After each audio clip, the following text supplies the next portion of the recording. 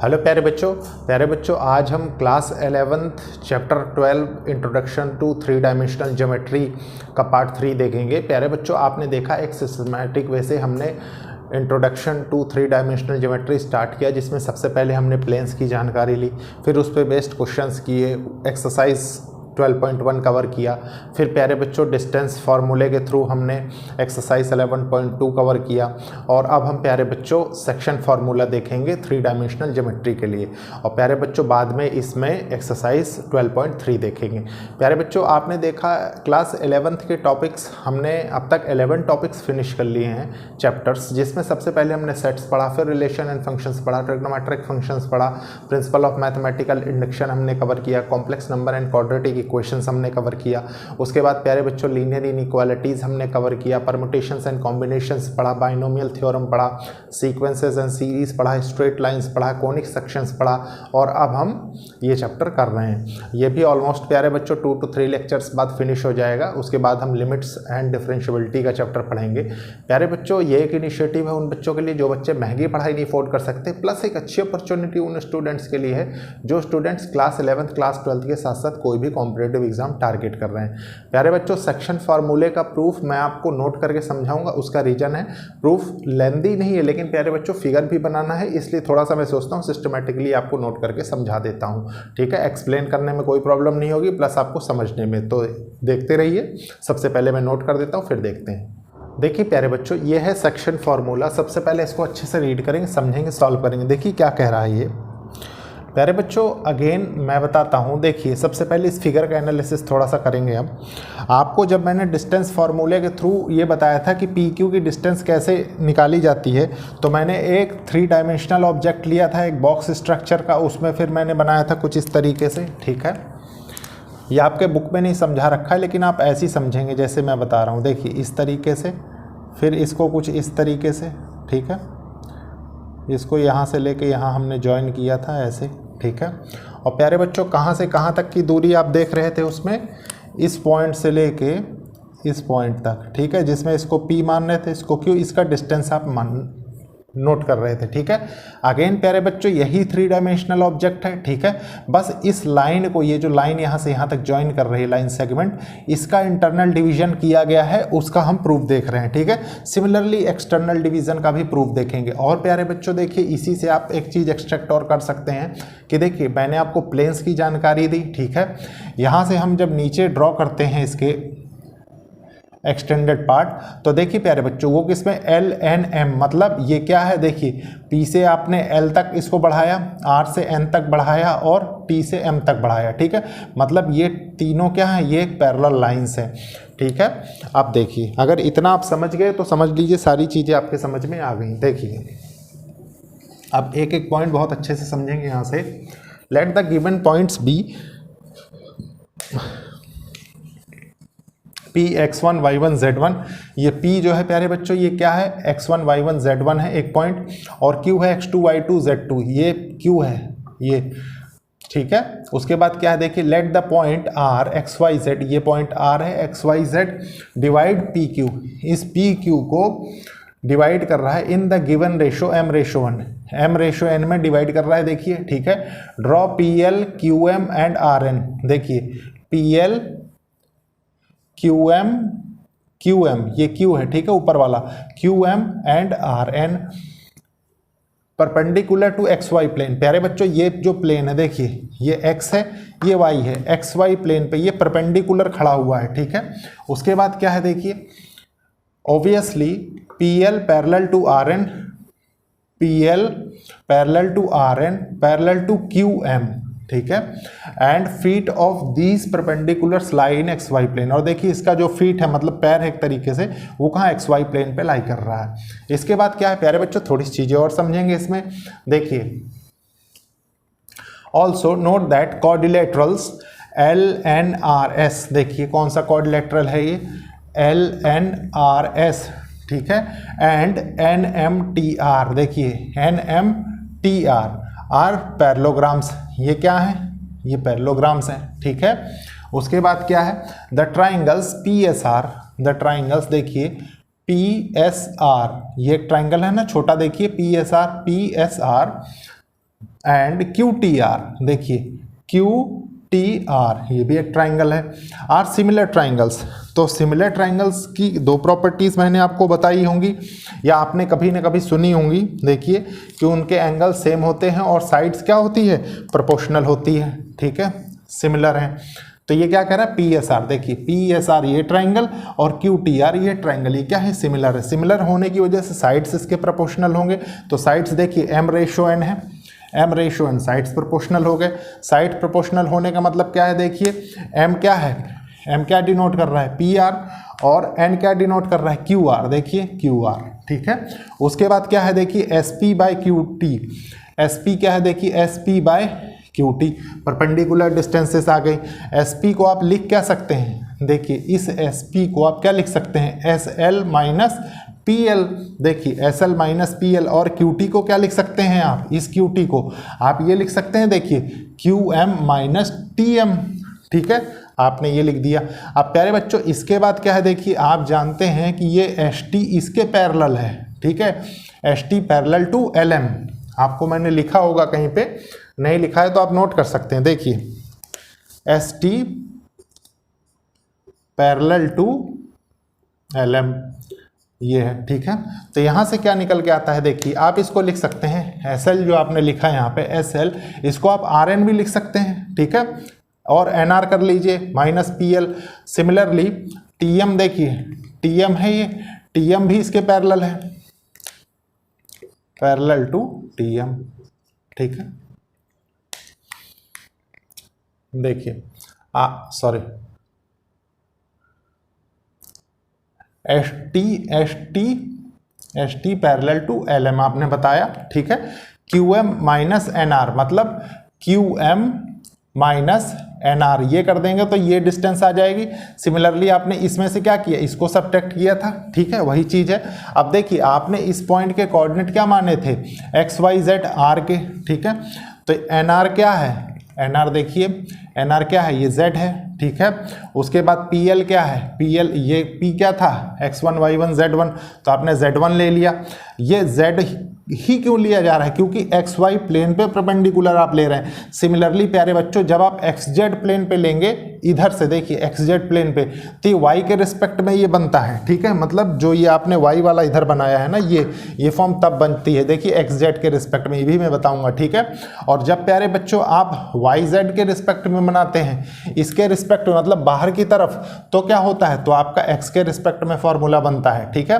बस ये है कि तीनों कोऑर्डिनेट्स आपको फाइंड करने हैं, तो तीनों एक साथ फाइंड करने पड़ते हैं, ठीक है। उसके बाद देखिए क्या है,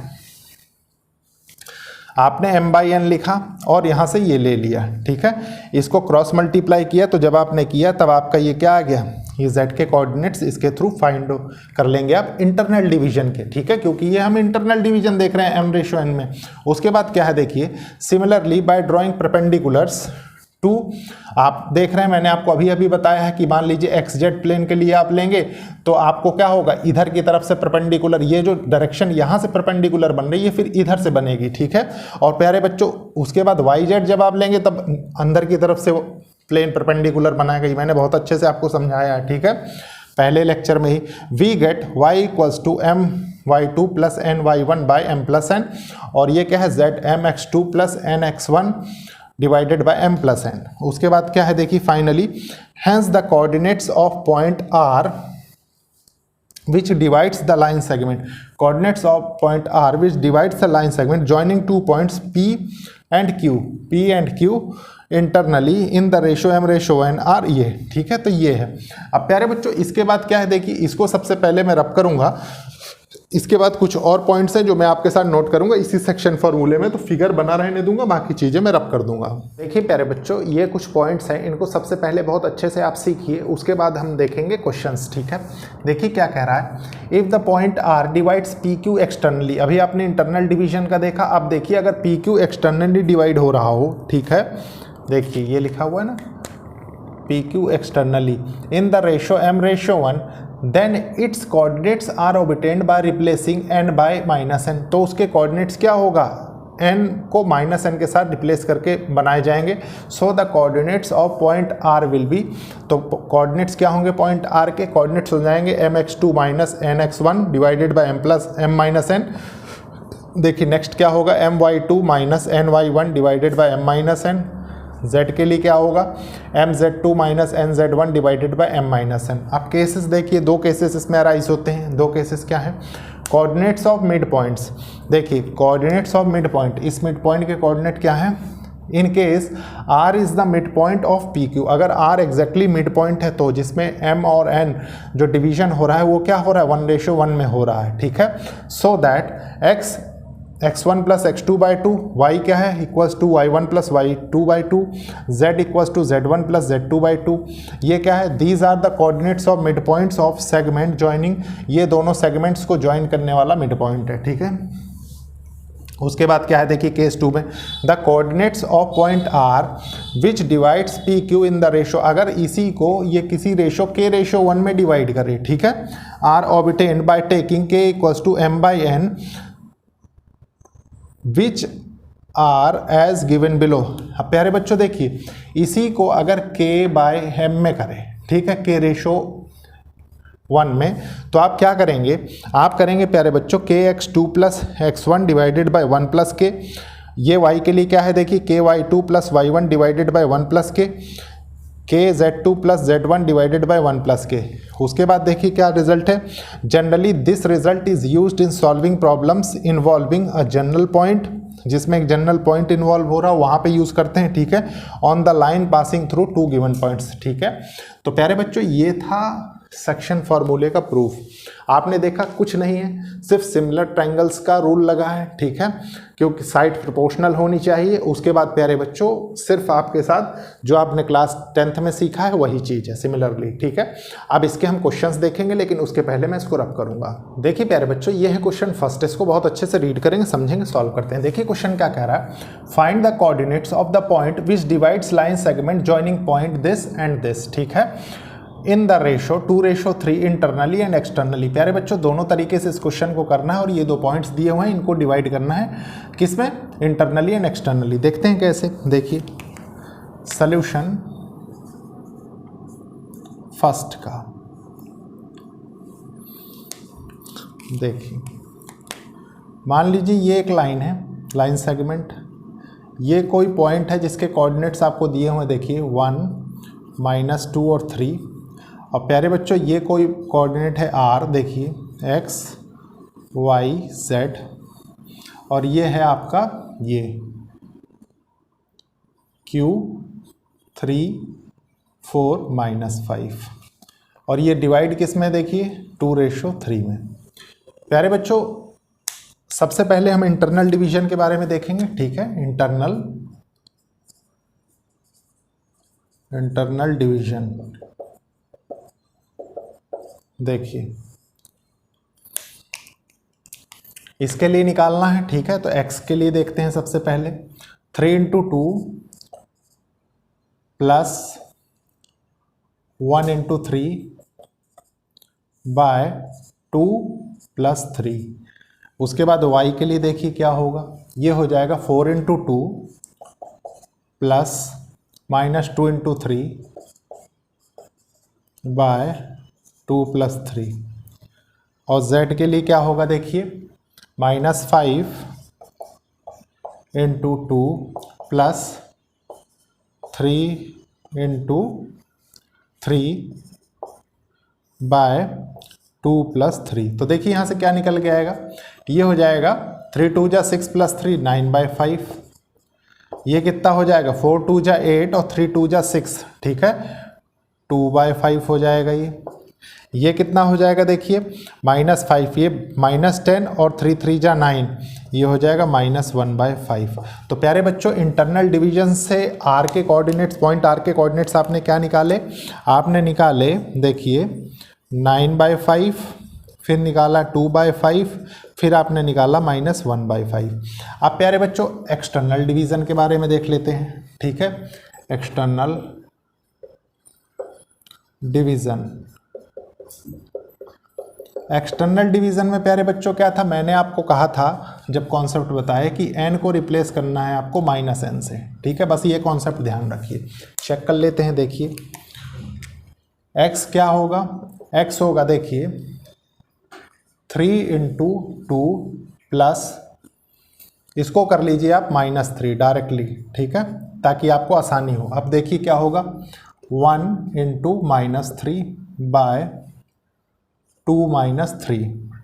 उसके बाद y के लिए क्या होगा, देखिए y के लिए होगा 4 × 2 प्लस -2 × -3 बाय 2 - 3। और z के लिए क्या होगा, देखिए -5 × 2 प्लस 3 × -3 बाय 2 - 3। तो देखिए यहाँ से क्या निकल के आएगा, यहाँ से निकल गया 3 × 2 = 6 -3, 3 हो जाएगा 3 बाय, देखिए 3 बाय -1, मतलब ये हो जाएगा -3। फिर यहाँ पे क्या होगा, देखिए 4 × 2 = 8 और 3 × 2 = 6, ये कितना हो जाएगा 14, और नीचे से -14 हो जाएगा, ठीक है। ये कितना हो जाएगा 5 × 2 = 10 -10, और ये कितना हो जाएगा 3 × 3 = 9 -9 बाय -1, तो ये हो जाएगा 19। प्यारे बच्चों, एक्सटर्नल डिवीज़न से r के कोऑर्डिनेट्स क्या हो जाएंगे, देखिए ये हो जाएंगे -3 -14 और 19, और यही इस क्वेश्चन का आंसर हो जाएगा। तो प्यारे बच्चों, ये था सिस्टमेटिक वे इस क्वेश्चन को करने का। अब हम देखेंगे नेक्स्ट क्वेश्चन, लेकिन उसके पहले मैं इसको रब करूंगा। देखिए प्यारे बच्चों, ये है क्वेश्चन 2। क्वेश्चन 2 को बहुत अच्छे से रीड करेंगे, समझेंगे, सॉल्व करेंगे। देखिए क्वेश्चन क्या कह रहा है, using section formula, section formula का यूज करते हुए प्रूव दैट 3 पॉइंट्स -4 6 10 2 4 6 एंड 14 0 -2, ये 3 पॉइंट्स के कोऑर्डिनेट्स हैं, आर कोलिनियर, मतलब इनको कोलिनियर होना है। तो देखिए प्यारे बच्चों, कैसे करेंगे हम इस क्वेश्चन को, सॉल्यूशन 2 का, ठीक है। 3 पॉइंट्स हैं, मान लीजिए मैं कहता हूँ P क्या है, -4 6 10, Q है देखिए 2 4 6, ये गिवन है हमें, ठीक है, और R है देखिए 14 0 -2। अब देखिए ये एक लाइन है, ये P कोऑर्डिनेट है, देखिए यहाँ -4 6 10, फिर यहाँ बीच में हम R बना देते हैं जो कि है देखिए 14 0 -2। ऐसा अजम्पशन ले रहे हैं अभी, ठीक है, कि इंटरनल डिवीजन में हम इस प्रॉब्लम को सॉल्व कर रहे हैं, ठीक है। वो अभी हमें क्लियर होगा कि ये इंटरनल डिवीजन है कि एक्सटर्नल। देखिए ये Q कोऑर्डिनेट है 2 4 6, यहाँ तक कोई प्रॉब्लम नहीं। अब प्यारे बच्चों, एनी पॉइंट मान लीजिए हमने माना है किसी रेशो में, तो इसके लिए मैंने बताया था क्या मानना है आपको, K/1 मान लेना है, ठीक है। अब इसमें हम ब्रेक करते हैं। सबसे पहले देखिए x के लिए हमने किया, तो ये क्या हो जाएगा 2 × K प्लस -4 × 1 बाय K + 1, ठीक है, x के लिए। y के लिए आप करिए, यहीं पे कर लीजिए, चलिए देखिए क्या होगा 4 × K प्लस 6 × 1 बाय K + 1, और z के लिए इधर कर देते हैं सेपरेटली। देखिए z के लिए क्या होगा, z के लिए हो जाएगा ये 6 × K प्लस 10 × 1 बाय K + 1, ठीक है, यहाँ तक कोई प्रॉब्लम नहीं। अब इसको थोड़ा सॉल्व करते हैं। देखिए क्या होगा, ये हो जाएगा 2K - 4 बाय K + 1, ठीक है। ये क्या हो जाएगा, ये हो जाएगा देखिए 4K प्लस 6 बाय K + 1, और ये क्या हो जाएगा, ये हो जाएगा देखिए 6K प्लस 10 बाय K + 1। अब प्यारे बच्चों, आप बहुत अच्छे से जानते हैं, ठीक है, कि जब हम ऐसे सॉल्व किया करते थे तो ये जो टर्म्स है ये इनके बराबर होगा। तो देखिए सबसे पहली कंडीशन जो यहाँ से निकल के आती है वो क्या आती है, फर्स्ट कंडीशन देखिए x के लिए 2K - 4 bye K + 1 equals to किसके बराबर होगा, 14 के बराबर। देखिए क्रॉस मल्टीप्लाई करते हैं, 2K - 4 इक्वल्स टू 14K + 14, ठीक है। ये इधर गया तो ये इधर आया तो क्या होगा, ये हो जाएगा, या इस 2k को इधर किया तो ये होगा 12k, और ये इधर हो गया तो ये हो गया -18। ठीक है, k इक्वस टू क्या हो गया -3/2। अब प्यारे बच्चों इसको सिर्फ k इक्वस टू -3/2 अब ना समझिए, आप ऐसे देखिए k/1 उसी में आपने ब्रेक किया है, ठीक है, आ रहा है -3/2। और प्यारे बच्चों इसको आप क्या कह सकते हैं m/n, मतलब अगर इसको m कहें, देखिए ये 3 है, ठीक है, और ये -2 है, तो आपको पता है कि एक्सटर्नल डिवीज़न के लिए क्या होता है, माइनस आ जाता है। तो यहाँ से आपने एक चीज़ तो प्रूव कर दी कि क्या है, एक्सटर्नल डिवीज़न है, ये हमने माना था। ठीक है, इंटरनल मान के सॉल्व किया, एक्सटर्नल हमें पता लग गया क्योंकि यहाँ माइनस आ गया। अब प्यारे बच्चों इसी k की वैल्यू को हम इनमें पुट कर देते हैं, हमारी रिस्पेक्टिव वैल्यूज y की और z की मिल जाती हैं, तो हमारा क्वेश्चन बिल्कुल करेक्ट है। देखिए कैसे, आपने रखा 4, k के बदले हमने रख दिया -3/2, ठीक है, +6/k, देखिए -3/2 +1। अब देखिए क्या आ रहा है यहाँ से, ये हो जाएगा 2 2 जा 4, 3 2 जा 6, -6 + 6 बाय, ये हो जाएगा, देखिए ये तो 0 हो गया यहीं पे, तो यहीं पे इसको डायरेक्टली आप 0 लिख सकते हैं। ठीक है, ये हो जाएगा -1/2। तो ये तो देखिए y की वैल्यू यहाँ मिल गई आपको, ये है y। अब z इक्वल्स टू देख लेते हैं, देखिए 6 -3/2 +10 बाय क्या है k + 1 -3/2 +1। देखिए क्या होगा, ये गया 3 टाइम्स, 3 3 जा 9, -9 + 10 बाय ये कितना होगा, देखिए -1/2। तो ये कितना हो जाएगा, ये 2 ही आएगा प्यारे बच्चों। ठीक है, -2, ये हो गया z की वैल्यू। तो प्यारे बच्चों आपने देखा कि k की वैल्यू रख के आपने सारी वैल्यूज़ बता दी। तो आप क्या कह सकते हैं कि ये जो है ना, ये पॉइंट जो आपने बीच में लिए एक्सटर्नल डिवीजन में आ रहा है। ठीक है, बस ये चीज़ आपको बतानी थी। और देखिए कोलिनियर तो तीनों हाई है क्योंकि आपने हेंस प्रूव कर दिया वैल्यू रख के। ठीक है, तो आप लिख सकते हैं कहीं पे hence it is collinear.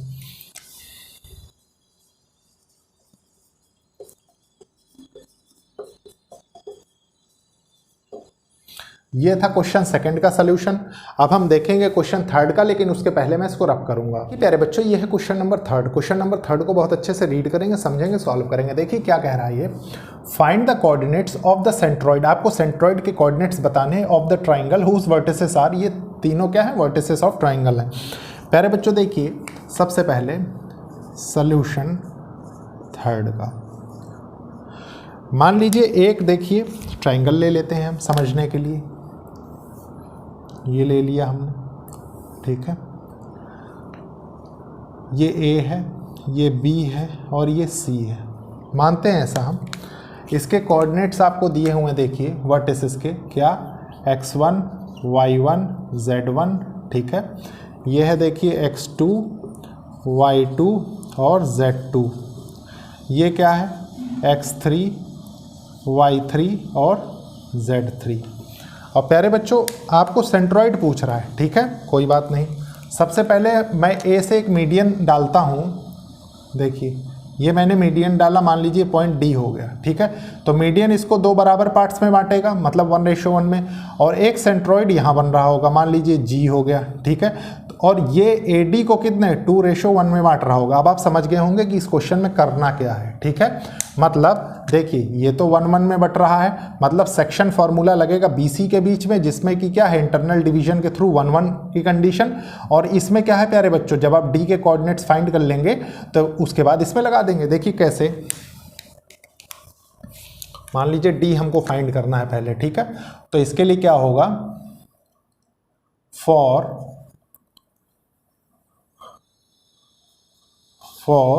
Point D, देखिए क्या होगा, ये हो जाएगा x की कंडीशन, देखिए x2 + x3/2। ठीक है, मैं डायरेक्टली लिखता हूँ तीनों। ठीक है, ऐसे करके नहीं, ऐसे देखिए y2 + y3/2, फिर हो जाएगा z2 + z3/2। ये कैसे आया, ये mid point of section formula के अकॉर्डिंग आया। इसके बाद प्यारे बच्चों कौन सी कंडीशन लगेगी इसमें, देखिए इसके कोऑर्डिनेट्स आपने निकाल लिए ये, अब इसके और इसके बीच क्या लगेगा, सेक्शन फॉर्मूला। देखिए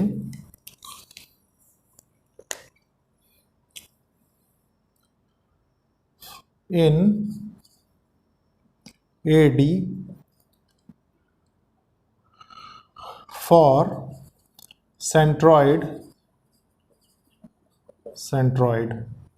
G apply section फॉर्मूला। ठीक है, देखिए कैसे, देखिए सबसे पहले x की कंडीशन लेते हैं, तो ये क्या हो जाएगा 2 इंटू, देखिए यहाँ पे होगा ना ये, तो 2 into this one x2 plus x3 by 2 plus 1 into x1 हो जाएगा ये, ठीक है, x1 बाय 1 प्लस 2।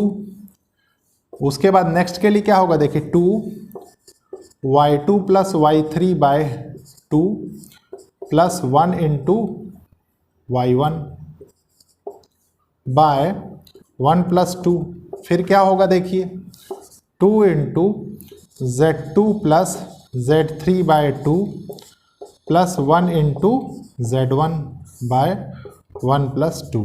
तो देखिए यहाँ से क्या क्या निकल के आएगा, ये 2 इसके साथ कैंसिल हो जाएगा, तो ये हो जाएगा x1 plus x2 plus x3 bye 3। उसके बाद देखिए क्या होगा, ये हो जाएगा y1 plus y2 plus y3 bye 3। ये क्या हो जाएगा, ये हो जाएगा देखिए z1 plus z2 plus z3 bye 3। ठीक है, ये क्या है, coordinates of centroid, coordinates of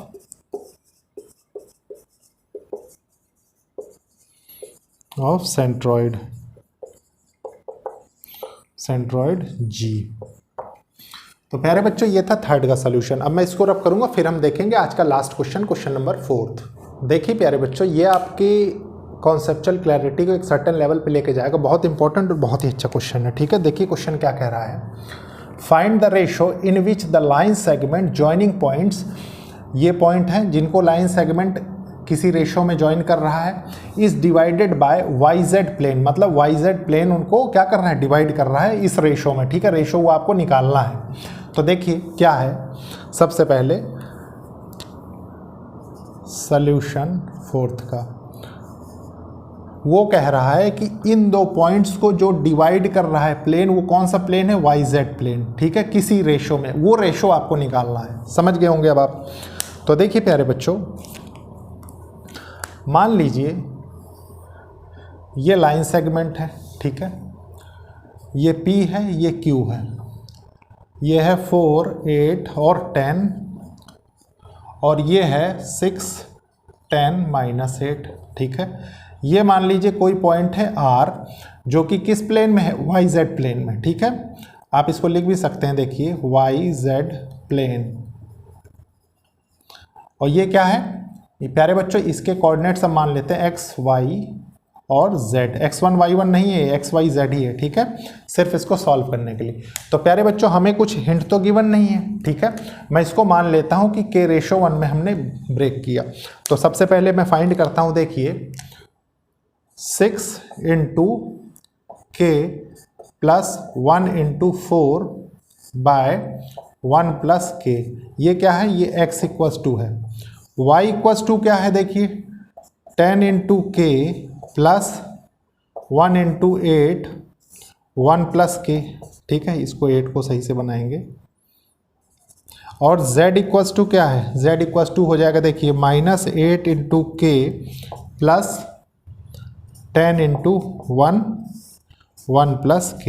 देखिए क्या होगा, ये हो जाएगा 6k plus 4 by 1 plus k। ये क्या होगा, 10k प्लस 8, 1 प्लस k। ये क्या होगा, -8k प्लस 10, 1 प्लस k। अब प्यारे बच्चों, जो बच्चे नहीं जानते अच्छे से, उन्होंने प्लेन्स को नहीं पढ़ा है, तो यहीं पे फंस जाएंगे। ठीक है, लेकिन मैं आपको एक हिंट देता हूँ इसी क्वेश्चन में। देखिए क्या है, XY प्लेन इस पॉइंट R को दो पार्ट्स में, दो रेशो में बांट रहा है, ठीक है। मतलब कि इसका x कोऑर्डिनेट क्या होगा, x कोऑर्डिनेट तो 0 हो जाएगा ना। x कोऑर्डिनेट आप लिख भी सकते हैं, x coordinate is 0 for YZ plane, ठीक है। देखिए इसका मतलब कि इसके बराबर ये क्या होगा, 0 होगा। इस x की जो भी वैल्यू आ रही होगी प्यारे बच्चों वो बराबर 0 होगी, ठीक है। बस यही चीज आपको बतानी थी, यहीं से आपको k की वैल्यू मिल जाएगी। देखिए कैसे, 6k + 4/1 + k, ये है बराबर 0 के, ठीक है। ये तो 0 हो जाएगा, ये हो जाएगा, देखिए 6k + 4 = 0, ये हो जाएगा k = -2/3। और प्यारे बच्चों माइनस आने का मतलब क्या है कि अगर आप इंटरनल डिवीज़न लेके चल रहे थे तो यहाँ से पता लगता है कि ये एक्सटर्नल डिवीज़न है, ठीक है। Hence it is external division. प्यारे बच्चों मैंने आपको बहुत अच्छे से बता दिया है कि इसका एनालिसिस कैसे किया जाता है, ठीक है। देखिए एक बार फिर से बता देता हूँ लास्ट टाइम। मान लीजिए आपके पास आया k = -2/3, ठीक है। k/1 आप रखिए क्योंकि k/1 में आपने ब्रेक किया, ये बराबर किसके है, m/n के। तो प्यारे बच्चों आपको मैंने बताया कि एक्सटर्नल डिवीजन के लिए n = -n रखना होता है, ठीक है। -n मतलब कि ये 2/3 है तो इसको आप 2/-3 करके समझ सकते हैं, ठीक है। ये क्या है, ये -n के बराबर है। बस यही चीज़, इसी से पता लगता है कि ये एक्सटर्नल डिवीज़न का क्वेश्चन है। तो हमने इंटरनल डिवीज़न मान के हम चले, हमने प्रूव कर दिया कि एक्सटर्नल डिवीज़न का क्वेश्चन है। तो प्यारे बच्चों ये था आज का लेक्चर को लाइक शेयर सब्सक्राइब करिए और कोशिश करिए कि ज़रूरतमंद स्टूडेंट्स तक ये लेक्चर्स पहुँचे। ओके, थैंक यू बच्चों।